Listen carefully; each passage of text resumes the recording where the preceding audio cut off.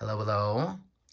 I am getting ready to do my meditation, and I'm starting to get downloads of things that I should be doing. And I think as I continue the educating process of what it's like working with energy, I think this was just like a next step. So here I am.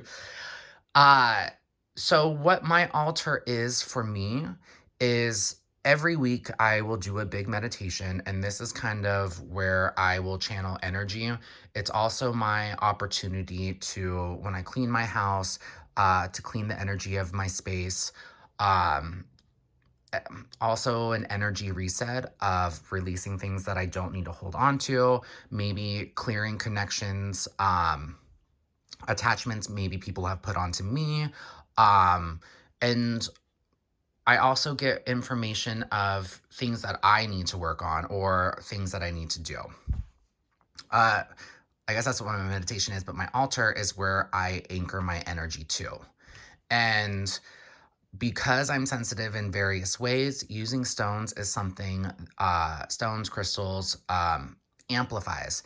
And anything that allows me to also feel more grounded and secure when I'm opening my energy up, I will take it. And things have progressed over time. I didn't just like, it wasn't one day and this is what it looked like. Each piece has been just added over time. And there is a lot of connection to this. For instance, this greenstone.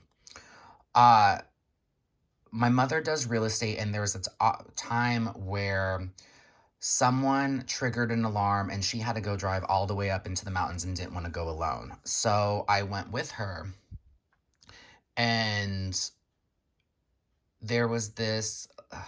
I did a walk around. There was an interesting connection with one of my best friends where she was telling me about this house on Highland, um, which is the street that I live on, but it was spelled differently. About whatever the house that she grew up in, uh, her father helped build it, and it had this like A-line structure. So where is this house that I'm going to? It is on Highland, spelled differently, and it was right next to this house with this A-line structure, and it happened to be her house. And honestly, this happened within like a week of us talking about it. Um, because about our connection to living on Highland. So this greenstone, it was at this house, and this was one of the first times that I was beginning to listen to my own messages. And like, and I remember getting ready to leave, and I looked at the stone, and then I was like, whatever, something was telling me to take it. And I looked at it, and I was like, whatever, like, I don't need to go pick up a rock, right? So I get in the car, and just before we're about to pull out, it was like I feel like I got yelled at where it's like, you need to go grab that stone. And I like jumped out of the car and grabbed it, and I didn't even know why I was doing it. And I remember my mom looking at me and was like, what the fuck did you just do? Like, and we didn't talk about it because I had no idea. But this has been a very important stone um, for me. This stone is something that I actually found in the backyard, and I think it's a piece of jasper. When it's wet, you can see so many different colors. If you look at the bottom, everything. Love is something that is really important to my energy. It's like anything that you need, anything that you do, you should be doing it with love. And hearts have just always, they're important symbols. And for whatever reason, when I started building the altar, it felt important to have these where they're at. It's almost like your foundation is all on love. The stones above represent the chakras. Um, Everything I've come to understand about energy is you always want to be in balance. And learning about each individual chakra and how they're all an important piece to the whole puzzle, it was something to add. on here, both of these stones, when I first actually did my, uh, it was like a cross country trip, and going to like South Dakota and North Dakota and God knows everywhere in between, I learned that in the Midwest, there's a shit ton of fossils and crystals where, like, and it's cheap. Like, I think this was $7. Like, because literally they collected it or harvested it, whatever, 5 miles from where I bought it. So basically, all they did was move a rock, and like it's nowhere near the prices people pay in California. And this is a very tattered piece, but honestly, I probably spent like $10 on this one. Some of the larger stones that I have, these uh, literally kind of fell in my lap. About this stone, this is tourmalated quartz. What I wanted, is I really wanted a sphere, and I didn't realize, um, oh, this is tourmalated quartz, but also rutile quartz.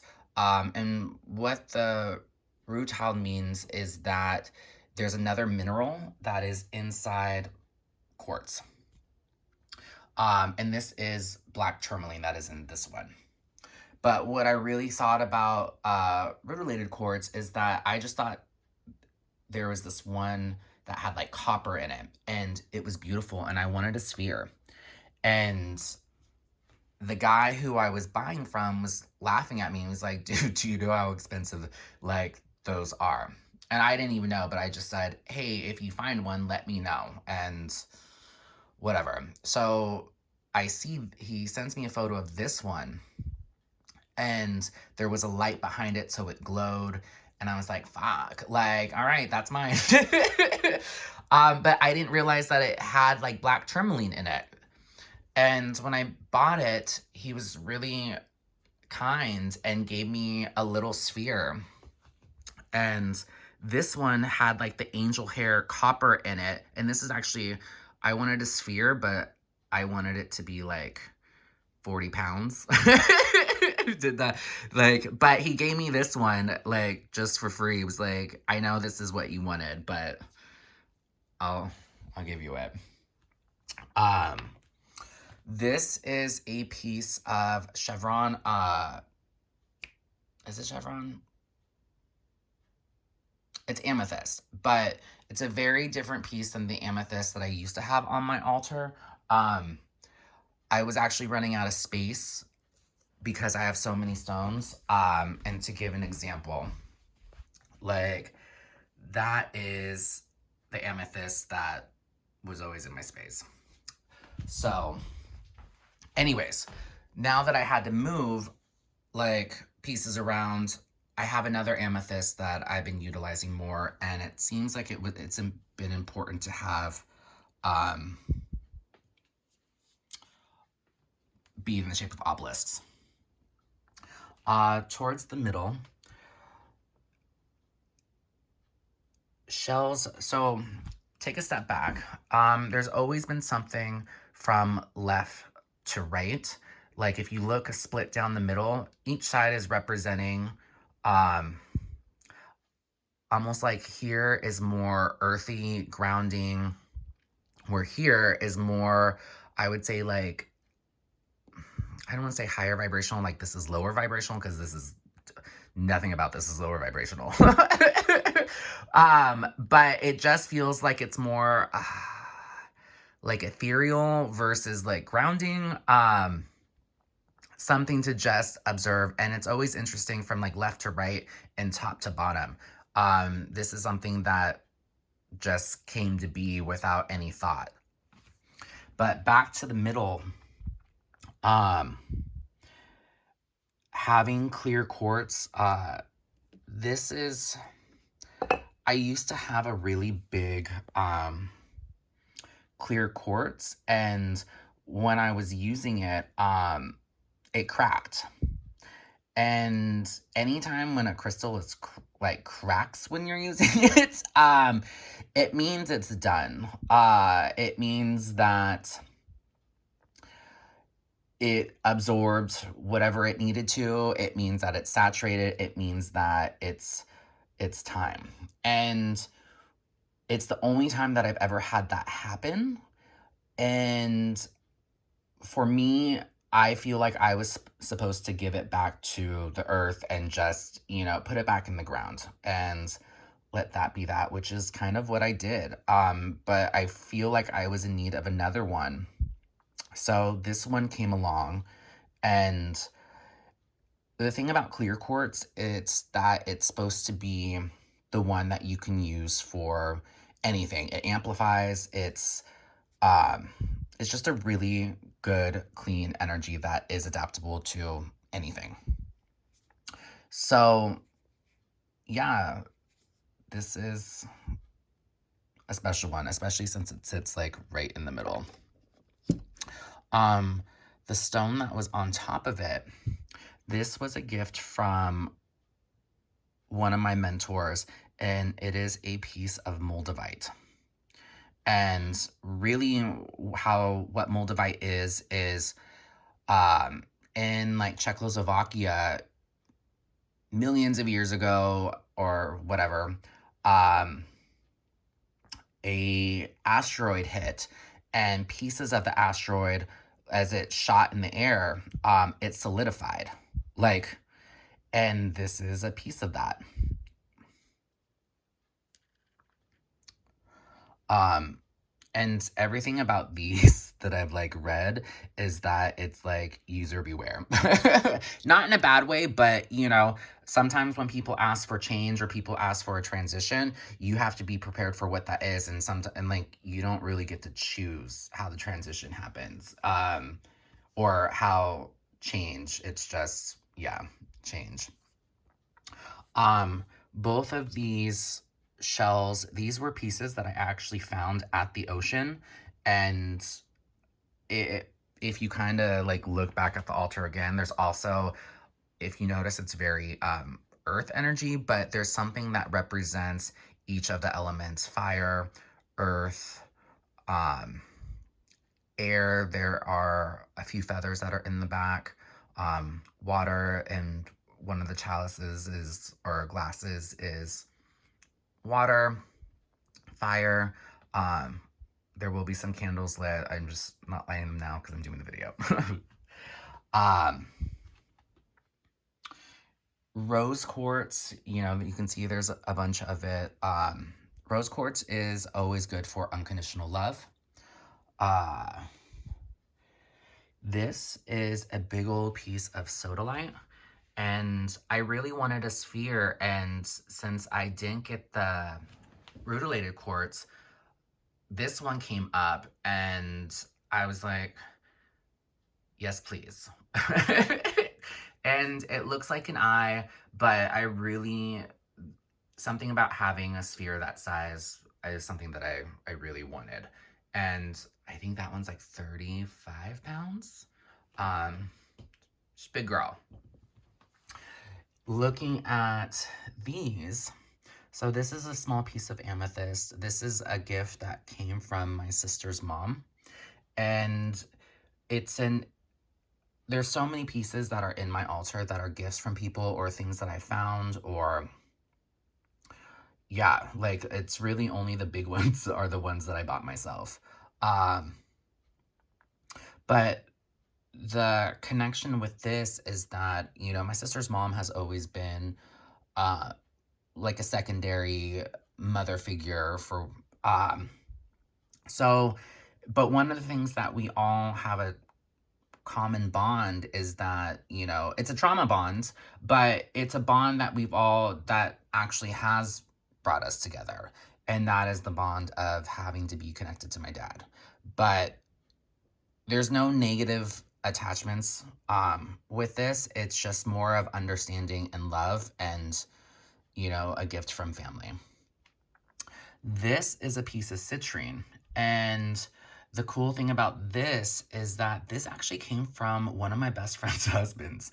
And he is someone that I would say isn't the most aware, but it was funny because one of his like close friends that he works with is into crystals and was like educating him. And this is, I guess he went to this rock shop with his friend, and something told him to buy me this. And for him to even have a moment of listening and just acting on that, and for this to be a gift from him, it's it's kind of special. And it's a reminder that even people who are unaware are still listening, even though they don't realize they're listening. I find that funny, but I love it. Um,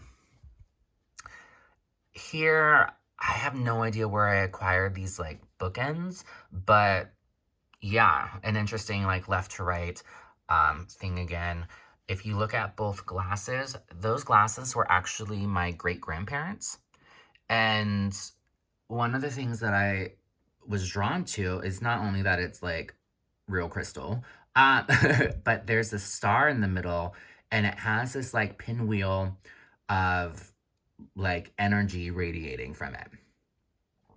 Um, Inside both of them, there's like a difference, or inside this is dirt, just to another element to represent earth.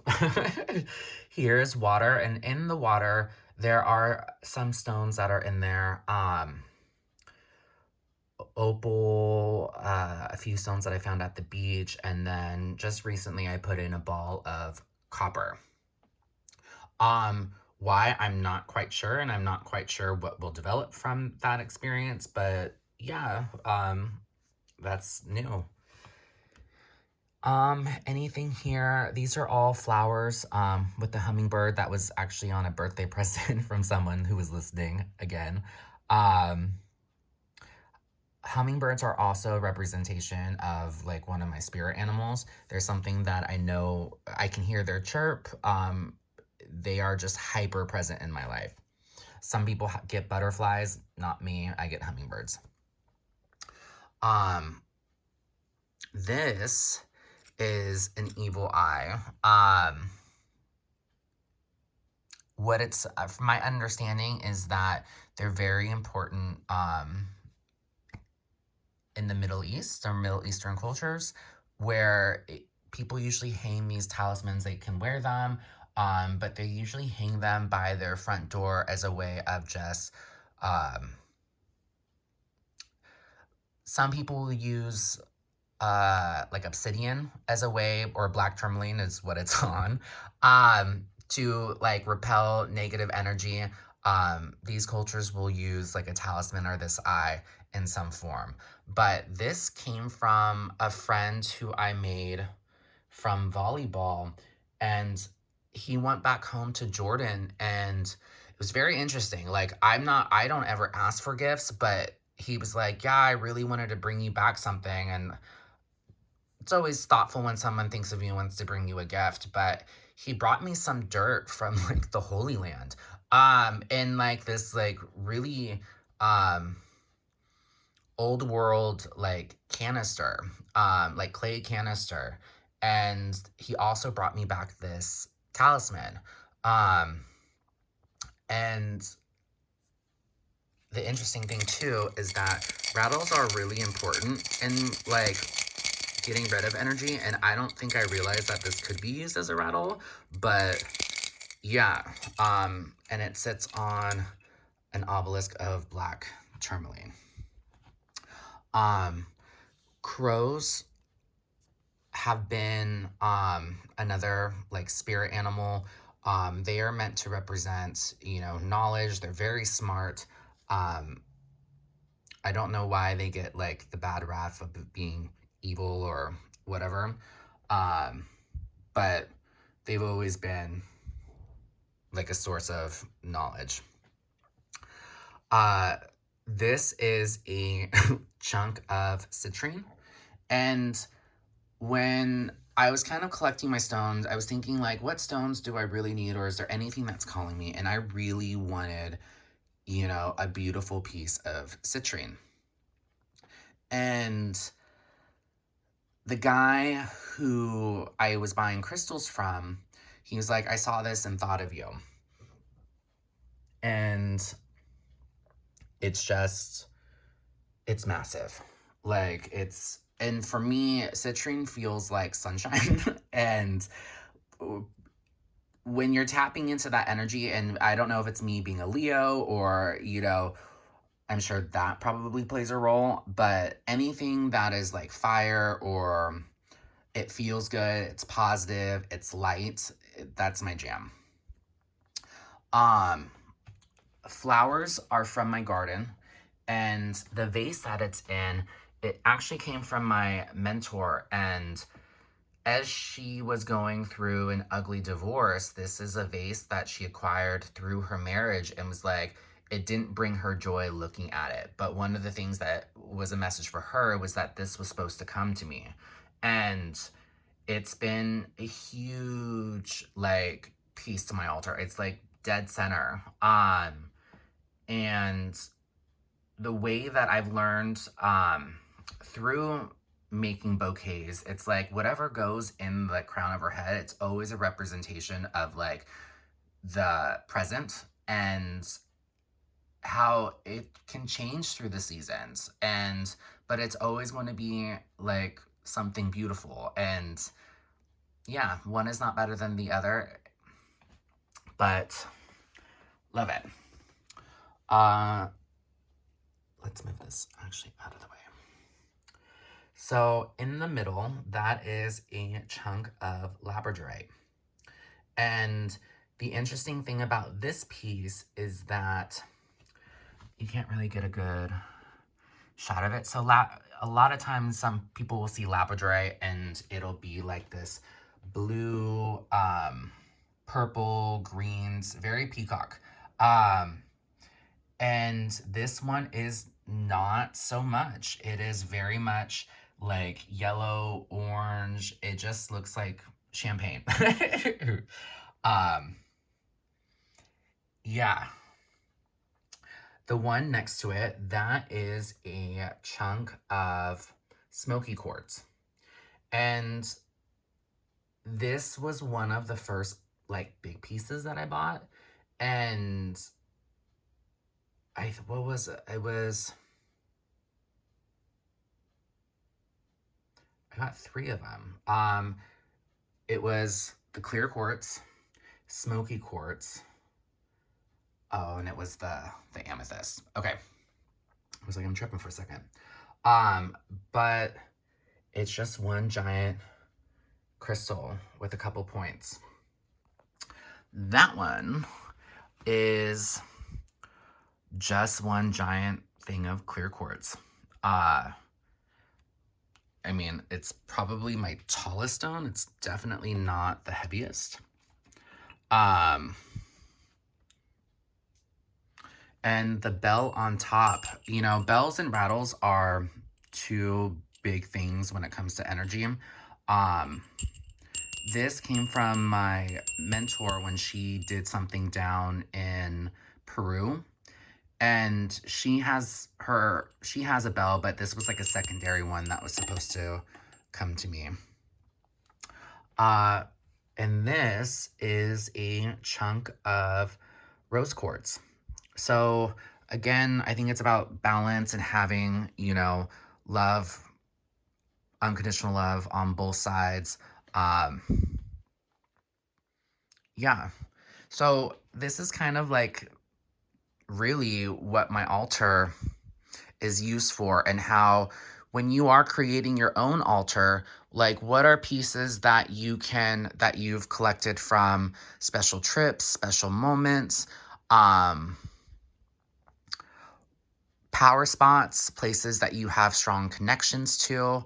And while mine is very like crystal, rock, earth energy, you are welcome to create whatever speaks to you and whatever feels like your is your energy.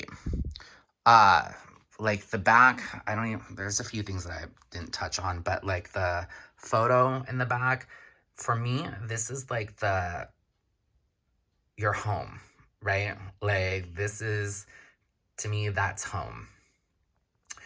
Uh, Nature, clean, just, it feels good. And having that as like the backdrop of the whole, you know,